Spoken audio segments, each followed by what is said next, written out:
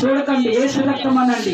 ఆమెలో అపవిత్రమైన చీకట ప్రభావము పేతురు ప్రసన్నం చేసుకుంటే ఎలాంటి కార్యాలు జరిగినాయో ఈ స్థలంలో నీ కార్యములు జరగబోతున్నాయి.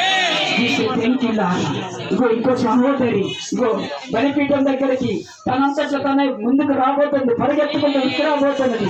దేవుడి శక్తిని చూడబోతున్నావు. అమ్మ నీవే రా, నీ హృదయంలో అనుకుంటున్నావు. దేవుడు బలిపీఠం ముందుకు పరిగెత్తుకుంటూ వస్తున్నావు. రా ఇప్పుడే నామంలో, ఇప్పుడే ఆ కుటుంబం మీద ఉన్న వేలుబడి చేస్తున్నా ప్రతి చీకటిని యేసు నామంలో తొలగిద్దాం, ప్రార్థన చేద్దాం. పేతురు ప్రసంగం చేస్తున్నప్పుడు దేవుని ఆత్మని కుమ్మరించబడ్డట్టుగా నా సహోదరి, నీ సంచి చిట్టలలో నీవు నిజంగా ఎంతో కోల్పోతున్నావు.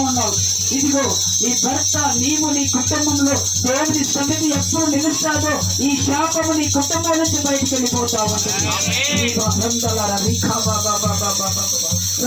యేసు నామములో ఈ రోజు నుంచి నీ నిండు హృదయముతో ప్రభువుకు నీ జీవితాన్ని సమర్పించుకుంటావా?